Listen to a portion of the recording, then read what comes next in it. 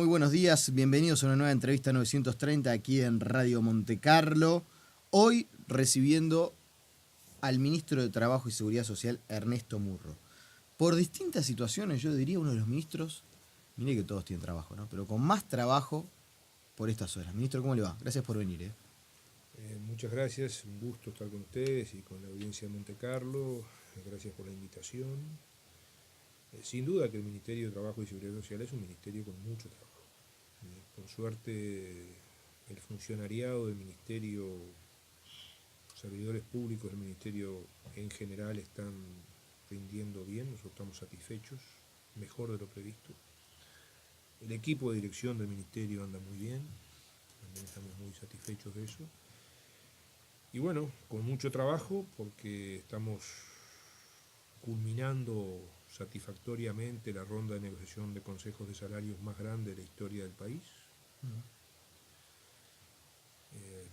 Casi Sí. que la realidad, si vendrá funcionando bien eso, que casi no hablamos del tema, ¿no? Y casi no hay conflictos por eso. Por eso digo, no es que estamos hablando de que está trancada la negociación en, no sé, supermercado, pongámosle. Han funcionado 231 consejos de salarios. A esta hora nos quedan 5 o 6 por resolver, de 231. Se firmó el sector forestal, celulosa forestal, que es un sector importante. Estamos en negociaciones a esta hora importantes con el tema Supergas, pero reitero, de los 231 nos quedan por resolver 5 o 6. ¿Y de los plazos? ¿Dentro de los plazos previstos o Y dentro un del plazo poco previsto extendido? porque, a ver, teniendo en cuenta que tuvimos enero, febrero, que tuvimos turismo en abril, bueno, estamos cerrando a fines de mayo los consejos de salarios retroactivos a enero y a marzo de este año 2019. Los del 2018 cerraron todos. Y estamos, bueno, con un 90% de acuerdo entre empresarios y trabajadores. Ese 90% de acuerdo entre empresarios y trabajadores se forma de un 60% aproximadamente de acuerdos tripartitos, donde el gobierno también acompaña, y un 30% de acuerdo entre empresarios y trabajadores, que dado que empresarios y trabajadores se pusieron de acuerdo en más que los lineamientos del Poder Ejecutivo, el Poder Ejecutivo no vota, pero igual vale. Claro. Ahora, del 10% ese que queda ahí, y porque muchas veces se habla de cómo se inclina la balanza del Ministerio de Trabajo. Usted lo ha. Empate, tenemos creo que 11 con los trabajadores y 10 con los empresarios, o al revés. Porque veo que hasta en campaña electoral muchas veces le dicen. Sí. Dice, uno escucha a algunos precandidatos de la oposición y dice, vamos a reformular los consejos de salarios para que el Ministerio de Trabajo vuelva a tener un rol de árbitro y no de hinchar por una de las partes. Palabras más, palabras menos. Sí, eso no tiene ninguna prueba de verdad. Ningún resultado avala esa afirmación que algunos políticos y algunos dirigentes empresariales dicen. Primero, reitero, 90% de acuerdo en los 225 a esta altura consejos de salarios cerrados sobre un total de 231. 90% de acuerdo. Ese 90% de acuerdo se forma de un 60% tripartito, donde gobierno, empresarios y trabajadores se ponen de acuerdo, y un 30% donde empresarios y trabajadores se ponen de acuerdo por encima de lo que propuso el gobierno. Por tanto, libertad de negociación, y aquellas cosas que el gobierno no vota es porque empresarios y trabajadores se ponen de acuerdo en más. En el 8% de los casos que hemos votado con uno o con otro, son unos 21 casos, creo que en 11 votamos con los empresarios y en 10 con los trabajadores, más o menos. Solamente en 225 consejos de salarios ya cerrados, solamente en 8 tuvimos que hacer decreto. Cuando se hace decreto es cuando alguna de las partes no quiere negociar, que fue el caso de una parte del sector rural que no quiso negociar, o en algún caso no hay una representación auténtica, representativa de una o de otra parte. Entonces, en ese caso, no funciona el Consejo de Salarios. Entonces, solamente en 8 casos de 225 tuvimos que hacer decreto. Pero se lo pregunto porque usted aparte, generalmente no tiene problemas para decir las cosas de manera directa. ¿Hay mala intención en presentar esas cifras, en hacer política con esa óptica? Yo creo que hay algunos dirigentes políticos y algunos dirigentes empresariales, y subrayo lo de algunos, porque, ¿qué pasa? Estos convenios, estos consejos de salarios, ¿quiénes los firman? Lo firman las cámaras empresariales. Lo firman representantes de las cámaras empresariales. No lo firman marcianos. Entonces, si firman estos acuerdos, no es cierto lo que después dicen algunos dirigentes empresariales y algunos dirigentes políticos en cuanto a que no se puede negociar, a que el ministerio está flechado. Porque reitero, si, por ejemplo, no quieren ir al Ministerio de Trabajo, pueden no ir. Pueden negociar directamente con los sindicatos sin ir al Ministerio de Trabajo. Deciden ir al Ministerio de Trabajo, deciden que el Ministerio participe, incluso cuando saben que vamos a votar en contra. Ahora, ese 30% de los casos que el Ministerio se abstiene y vota en contra, es porque, sabiendo que vamos a votar en contra, deciden igualmente negociar en el Ministerio. Yo ya quiero hablar del conflicto de Montevideo Gas porque me parece que es un conflicto bien importante. Quiero hablar también del tema de las medidas y de los reclamos, que me parece que tiene algún punto de contacto con esto que veníamos hablando, ¿no? Acerca de lo que hace el gobierno, lo que se declara a veces en la prensa, pero me interesa profundizar en torno a eso, pero brevemente y como última reflexión sobre el tema consejos salarios, porque insisto, en mayor o menor medida, la inmensa mayoría de los candidatos, de los precandidatos de la oposición hablan de este asunto y de cómo hay que reformularlos. ¿No habría que plantear una discusión en torno a modernizarlos, no sé, definitivamente poder incluir el tema de la variable de la productividad, ajustarlos a lo que es la realidad hoy del mercado laboral, que incluye de repente mayor flexibilidad, trabajo de repente a veces en el domicilio? ¿No hay que hacer una discusión país de eso, más allá de la campaña? Eso se puede hacer y siempre estamos abiertos a hacerlo. Es más, nosotros hemos democratizado las resoluciones de los consejos de salarios como nunca antes. Por ejemplo, antes cuando aparece una empresa, una actividad y hay que clasificarla en qué consejo de salarios va, eso antes era una potestad fundamentalmente del ministerio y del ministro. Eso ahora lo hemos trasladado al propio Consejo Superior Tripartito de Salarios o al Consejo de Salarios del sector. Hemos democratizado esas resoluciones. Por ejemplo, reitero, para clasificar una actividad nueva, o aparecen actividades nuevas y hay que clasificarlas en qué consejo de salarios va. O hay quienes dicen, bueno, ¿por qué no hacemos un subgrupo de consejo de salarios? Y bueno, ¿quién decide, por ejemplo, conformar un subgrupo de consejo de salarios? El consejo de salarios. Pero cuando hablan, por ejemplo, de negociar por empresa. ¿Se puede negociar por empresa? Hay cantidad de empresas que negocian por empresa. Ahora, cuando hablan, por ejemplo, y yo lo he dicho claramente y lo reitero, cuando dicen consejo de salarios sí, pero, en el perismo está el cangrejo abajo de la piedra. Yo creo que hay muchos que dicen sí, pero, y en el perismo van a reducir o eliminar los consejos de salarios. Por ejemplo, Usted dice que si gana la oposición, de repente puede estar la posibilidad de que se eliminen los consejos de salarios. Sí, como ya lo hicieron. Porque además no es cosa que, a ver, ya lo hicieron. Bueno, claro. Pero todos se están comprometiendo a que no lo van a eliminar. Bueno, pero reitero, pero el sí pero, por ejemplo, cuando dicen sí pero por zonas. Entonces, por ejemplo, vamos a hablar, por ejemplo, de hoteles. ¿Qué tomamos? ¿El Conrad de Punta del Este o los hotelitos que están acá alrededor de Radio Montecarlo en el centro de Montevideo? ¿Qué es más grande, más fuerte, más importante? Cuando se habla, por ejemplo, de... Claro, bueno, pero alguien podría decir, un hotel en, no sé, en Cardona, ¿tiene que pagar el mismo mínimo laudo salarial entonces, que un hotel en el centro de Montevideo? ¿Cómo divido, Nicolás, entre Cardona en Colonia del Sacramento? Y algunos cerquita que está en Colonia del Sacramento, 5 estrellas para arriba? ¿Está bien? Entonces, ¿se puede negociar por empresa? Lo podemos poner en otros ejemplos. Una fábrica de madera. Yo trabajé 15 años en una fábrica de madera. La primera vez que entré a la radio esta fue como delegado sindical de la fábrica de madera Samic Río de la Plata. Es la principal fábrica del Uruguay. Hoy la principal fábrica del Uruguay es madera, que exportan al mundo con altísima tecnología y con 4 o 5 veces más trabajadores que lo que éramos en Samic, están en Tacuarembó.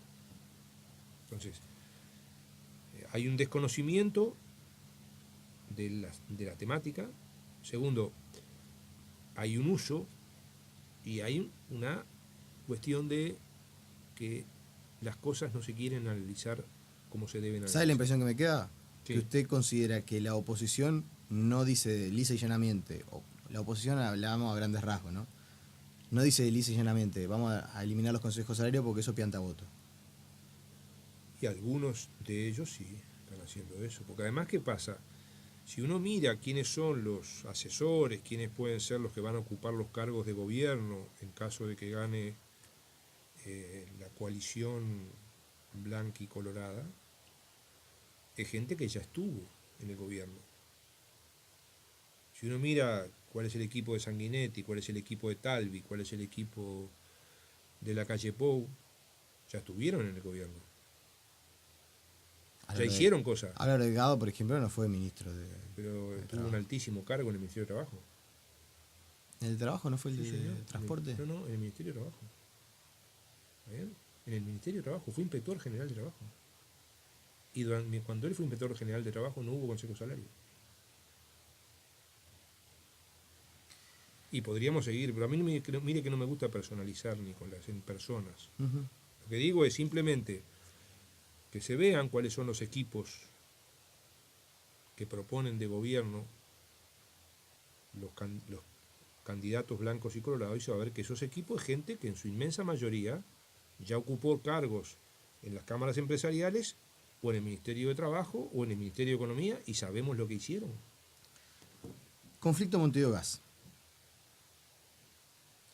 Generalmente a veces los periodistas preguntamos por los grandes titulares y ustedes, los gobernantes, tratan de rehuir de esa situación.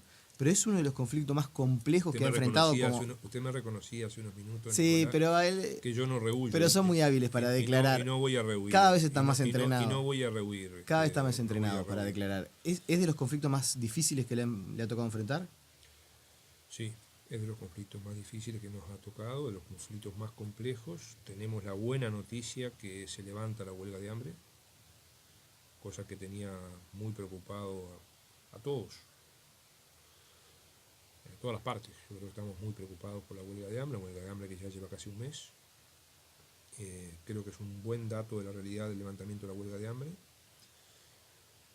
Nosotros hemos dicho, y lo reitero, que acá se tomaron medidas exageradas por ambas partes. Nosotros cuestionamos el anuncio de control obrero de la empresa, lo que se denominó control obrero de la empresa, y lo cuestionamos hace 2 meses, el 22 de marzo, un mes antes de que se pronunciara la justicia, que la justicia se pronunció el 25 de abril. Y cuestionamos la medida que tomó la empresa de sanciones por esa medida sindical. Y bueno, y en las últimas horas se ha presentado, luego de una reunión que hicimos, porque yo creo que acá hubo un gesto de la Presidencia de la República muy importante, que ese gesto del Presidente de la República debió ser debidamente apreciado por todas las partes. La respuesta que tuvimos de la empresa es una respuesta que no ayuda a la salida de la negociación. Esa respuesta la tuvimos el día lunes de noche, cerca de las 21 horas. Y bueno, la comunicamos en conferencia de prensa junto con el ministro Monsecchi. Estamos elaborando una nueva propuesta. Nuestro camino es y va a ser siempre el del diálogo y la negociación, no es el camino de la imposición, tomando las decisiones que tenemos que tomar. Ahora, ministro, la empresa, en una primera instancia, cuando anuncia los despidos, de hecho lo discutí en esta misma mesa con Marcelo Abdala. A nadie le gusta, obviamente, que despidan trabajadores. Eso va de suyo, ¿no? Y hasta uno desde el medio de comunicación tiene que ser responsable en la terminología. Pero la verdad, la empresa toma como criterio despedir a gente que tiene causal jubilatoria este año. Es decir, atiende la situación de no dejar a personas en una indefensión mayor. Es decir, el que tiene causa jubilatoria entre el seguro de paro, el seguro de desempleo, llega el momento de la jubilación, se jubila. ¿No se fue ciertamente, de alguna manera, contemplativo por parte de la empresa de algunas circunstancias? Saquemos el tema de las sanciones disciplinarias, que yo sé que es otro... No, pero si la empresa no le dan los números, si no le cierran las cuentas, si reclamó que le mejoren la ecuación, y bueno, ahí ya hay otro capítulo. ¿No tiene el derecho de despedir a los trabajadores y además contempló que fuera personas que estuvieran con causal jubilatoria? Nosotros entendemos, Nicolás, que ese planteo que hizo la empresa era un planteo que se podía analizar, que se podía discutir. El tema es que después se han planteado otras cosas. Ese era un planteo discutible. El 3 de abril, cuando el Ministerio hace una propuesta, allí estuvimos muy cerca de una solución. O sea, ¿Y qué pasó? yo creo que ahí es como cuando uno pierde un partido de fútbol en el último minuto, o pierde un campeonato en el último minuto. ¿Pero de qué cuadro se resbaló el zaguero? Yo creo que hubo resbalada de los lados. Y creo que ahí estuvimos muy cerca de encontrar una alternativa, porque hay un punto de acuerdo que es el de la reestructura de la empresa, para optimizar los costos laborales y para mejorar la ecuación financiera de la empresa y mejorar los servicios de gas. Y ese para mí es el tema sustancial en el cual hay acuerdo. Acuerdo del sindicato, acuerdo del PIT-CNT y acuerdo de la empresa. Para nosotros ese es el tema central. El gobierno, por otro lado, tiene un juicio. Y en ese juicio tenemos que defender a la población uruguaya, porque si perdemos ese juicio que tenemos, ganamos uno por decenas de millones de dólares. Decenas de millones de dólares que le ahorramos a la población uruguaya. Tenemos otro juicio de la empresa, también por decenas de millones de dólares. Queremos y tenemos que ganar ese otro juicio. Estamos en ese marco que hay que tener en cuenta. La empresa se quiere retirar del país. Bueno. ¿Pero se quiere retirar de Montevideo Dicen que sí, eso es lo que anunciaron formalmente. Ellos anunciaron la venta de las estaciones de servicio y de la distribución de combustible. Y del negocio del gas también. Ellos se quieren retirar. Bueno, yo creo que una buena solución a este conflicto les ayudaría a vender mejor sus acciones. Si yo fuera empresario, cosa que nunca fui, ni seré, a mí me gustaría encaminar este conflicto para poder vender mejor las acciones de Petrobras.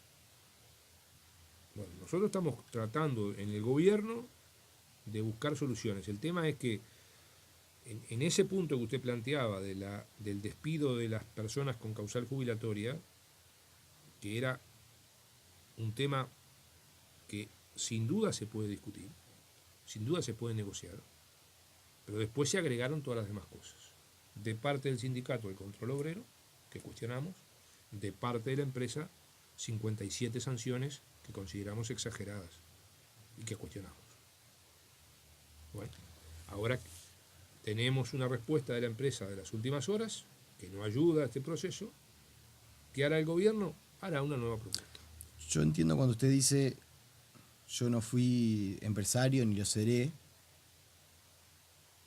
pero claro, acá estamos ante una empresa que es particular. A usted le tocó estar en el Banco de Previsión Social, alguien podría decir, bueno, eso no es una empresa, pero si le hubiera estado... Es una empresa. Está bien, pero si le hubiera tocado estar en UTE, o si le hubiera tocado estar como presidente de ANCAP, sería un paralelismo al presidente de Petrobras. Entonces acá no es una empresa de Ernesto Murro que arriesga un capital y pone en juego su capital para generar fuente de trabajo y generar más ingresos, obviamente. Acá es una empresa. Y es una empresa que es de un gobierno. A nivel de gobierno, ¿no hay nada que se pueda hacer? Estamos haciendo mucho, o sea... Hablo de gobierno, diálogo bilateral, administración Vázquez, administración Bolsonaro. Acá el presidente de la República tomó directamente el tema, o sea, el PIT-CNT pide una reunión el miércoles y se concreta el jueves. Jueves a las 10:30 de la mañana. Y luego de eso nosotros ya nos estábamos reuniendo con algunos dirigentes sindicales para conversar después de esa reunión, y nos estábamos reuniendo con la empresa a las 4 de la tarde, y estaba la subsecretaria de Industria, Energía y Minería, el prosecretario de la Presidencia de la República y quien habla. Y allí conversamos con la empresa, y de esa conversación surge esta respuesta que para nosotros no ayuda, aunque hay que destacar que de la propuesta de la empresa, en una respuesta que no ayuda, hay que destacar que la empresa dice vamos a seguir negociando, lo cual es positivo, dentro de una propuesta que no ayuda. Entonces, bueno, ¿cuál es la obligación del gobierno? Volver al diálogo y a la negociación. Ahora, se la voy a hacer distinta. Con un gobierno en Brasil de otro pelo político, ¿pasábamos por esto? A ver, los representantes de Petrobras en Uruguay que están hoy son los mismos que estaban hace 4 años. Por tanto, hay cosas que podrían cambiar y cosas que no podrían cambiar. Petrobras ha decidido reducir su negocio en Uruguay o eliminarlo, irse de Uruguay, de Colombia, y ha decidido quedarse en Bolivia. Bueno, todo esto da para distintos análisis. ¿Y el suyo cuál es? Y el mío es diálogo y negociación. Siempre voy a estar en ese camino. Vio que está más hábil para responder. No, Nicolás, es parte de nuestra convicción. O sea... Claro, pero a nadie le es esquivo que el diálogo entre los gobiernos de Vázquez y Bolsonaro nunca fue todo lo fluido que podría haber sido en otra oportunidad. Pero Brasil es un país muy importante, gobierne quien gobierne. Y más allá de la opinión política que tengamos al respecto, hubieron elecciones y el presidente es Bolsonaro. Está claro. 5 minutos. Me quedan 2 temas tan grandes para hablar que le deberíamos dedicar un programa entero. Yo le pediría, si usted me deja hablar de los beneficios que han surgido para empresas, porque... Voy a hablar de eso, pero me va a quedar colgado el tema de la reforma de la seguridad social, nada más ni nada menos. Pero bueno, sobre ese tema, en los últimos días quedó así, esto quedó planteado de una manera. Las cámaras empresariales se reúnen y le piden de alguna manera al gobierno y al futuro gobierno, ¿no? Lo dejan planteado para este gobierno, para el otro gobierno, reducir funcionarios públicos, mejorar el déficit fiscal, hacer cambios impositivos, distintas regulaciones laborales. Una imagen de tenemos asfixiado el sector productivo nacional. Lo cual no es cierto. Para usted el sector productivo no está asfixiado. Pero a ver, a las pruebas me remito. Porque si está asfixiado, ¿cómo es que cada vez hay más empresas registradas en BPS? ¿Hay empresas que pagan al BPS sin tener actividad? Y no se está produciendo un cierre importante de empresas, otras, que entran en concordato. Y abren otras. O sea, nosotros agarramos el gobierno en 2005. Si comparo las empresas registradas en industria y comercio entre el 2004, que es el año anterior a que nosotros gobernáramos, y el 2018, tengo en industria y comercio 54.000 empresas más. Está bien. Y tengo pero comparemos con 2015, con 2016. Más. También tengo más. Eso lo hemos publicado. Lo que pasa es que, acá lo digo con absoluta franqueza, Nicolás, a mí me llama la atención cómo hay noticias buenas que no se publican. Este resumen que nosotros hemos hecho de beneficios a las empresas aprobados en las últimas semanas, yo hace 10 días que lo estoy enviando a los medios de comunicación. También, ministro, y los grandes medios de comunicación no lo han publicado. Nosotros le estamos dando la oportunidad para leerlo. Sí, la oportunidad de decirlo, lo vamos a leer. Ahora, también es verdad que un chofer de Uber abre una empresa. No, pero yo no estoy hablando... Ese dato también lo publicamos. Pueden entrar ahora, entren ahora los oyentes a la web del Ministerio de Trabajo y Seguridad Social, que es mtss.gov.uy, busquen lo que fue la cadena del 1 de mayo, hablamos de esto y presentamos las gráficas, busquen la conferencia que hicimos la semana pasada, donde volvimos a repartir las gráficas, departamento por departamento y tamaño de empresa por tamaño de empresa. ¿Y crecieron las unipersonales? Sí. Crecieron las pequeñas, crecieron las medianas y crecieron las grandes. ¿Y de dónde sale, ministro, el casi el 10% de desempleo? Sale de distintas razones. De distintas razones. Es el mayor desempleo de los últimos 12 años. Sale de distintas razones. Entre otras cosas, de la amnesia de quienes elogiaban a los gobiernos de Argentina y Brasil, y ahora se han olvidado de elogiarlos, porque los gobiernos de Argentina y Brasil, con todos los recortes laborales, salariales, de jubilaciones y de derechos sociales que hicieron, todos los recortes, tienen más desempleo que Uruguay. 10 u 11% en Argentina y 13% Brasil. Y esa amnesia que le ha entrado a algunos dirigentes políticos y empresariales que elogiaban las políticas que estaban llevando adelante legítimamente su gobierno, porque fueron gobiernos electos en elecciones, tanto en la Argentina como en Brasil. Decían, hay que hacer lo mismo que hacen ellos, que recortan derechos laborales, derechos sociales, bajan salarios, bajan jubilación, hay que hacer eso. Y van a ver cómo hay más empleo. Resulta que Argentina y Brasil tienen más desempleo que Uruguay, porque el desempleo es un problema mundial. Está bien, yo eso se lo entiendo. ¿Pero hay más empresa o hay más desempleo? No, a ver. O sea, ¿hay más gente trabajando o hay menos desempleo? ¿O hay más desempleo? Tenemos que comparar esto, Nicolás, en las circunstancias que estamos. ¿Está bien? Sí, eso lo Porque, por ejemplo, ¿por qué vinieron menos argentinos en la temporada? Por los problemas de Argentina, no por los problemas de Uruguay. Sí, igual, de verdad, me interesa más hablar de los incentivos que del tema puntual del desempleo. Entre otras cosas porque entramos a comparar. Yo me acuerdo, hace 2 años la temporada fue espectacular. ¿Sí? Seguramente la mejor de la historia. Y ese trimestre el desempleo aumentó. Es más, me acuerdo una declaración suya diciendo, la verdad me sorprende. Sí, Tuvimos la mejor temporada y subió el desempleo. Porque hay que ver en qué momentos también se mide. Por eso ahora, digo, si miramos el trimestre, por ejemplo, el primer trimestre de este año, que estamos en un promedio de desempleo del 8,8%, bueno, esa tasa es la más baja comparado con los 4 gobiernos blancos y colorados que tuvimos desde el retorno a la democracia. Porque parece que la amnesia los ha invadido. O sea, sí, o no, o hay un reconocimiento de que estamos peor que hace un par de años.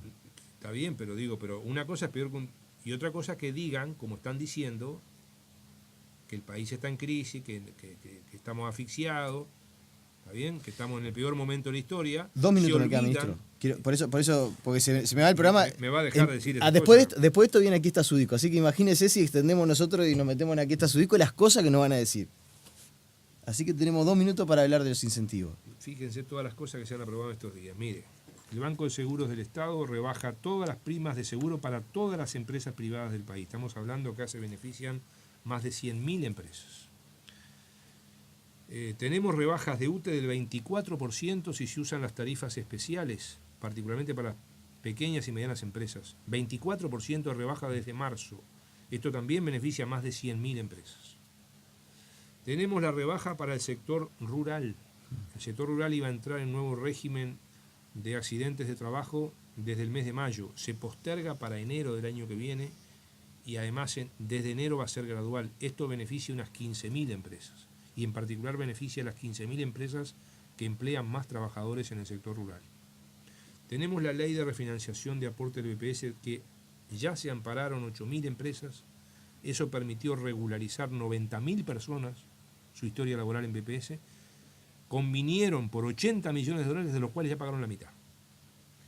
Tenemos lo que significa la postergación de la entrada en vigencia para las empresas de menos de 300 trabajadores del nuevo sistema de salud laboral, que iba a entrar en vigencia en mayo. Se posterga por 18 meses y esto beneficia a todas las empresas del país, porque empresas de más de 300 trabajadores en Uruguay son 300 empresas. ¿Tá? Por tanto, las otras 200.000 empresas... ¿Pero y qué pasa? ¿Las empresas no se suman a esos...? Mire, yo le mandé esto personalmente, creo que a 20 presidentes de cámaras empresariales. Personalmente se lo mandé. ¿Y qué le dice? Muchas gracias. Pero no lo usan. Y se lo o no se pliegan en la medida de lo que ustedes consideran que se tienen que plegar. Que lo difundan, que se lo expliquen a sus afiliados, porque estos son beneficios para las empresas que están vigentes. La ley de empleo, que destinamos 25 millones de dólares a fomentar el empleo, que paga el salario, un 25%, una cuarta parte del salario a los menores de 45 años y un 40% del salario a los mayores de 45 años. Y que puede llegar a pagar hasta el 60 o el 80% del salario si son, por ejemplo, mujeres de sectores vulnerables. Estamos haciendo una campaña a través de la ley de medios en los medios de comunicación. A mí me parece que estas medidas que benefician a los empresarios, que le ahorran costos a los empresarios, que le bajan costos a los empresarios, no tendría que estarla difundiendo solo el gobierno. Y le reitero, Nicolás, hemos tenido también, y yo espero que se corrija en los próximos días, que algunos grandes medios de comunicación le hemos enviado estas noticias y no las difunden. Ministro, le agradecemos por su presencia y bueno, volvemos a conversar. Ha sido un placer volver aquí a CX20, hacía tiempo que no venía. Antes solía venir más seguido. Muchas gracias. Lo vamos a volver a invitar entonces. Con gran gusto. Con ustedes nos reencontramos mañana en una nueva entrevista 930. Que pasen bien, chau, chau.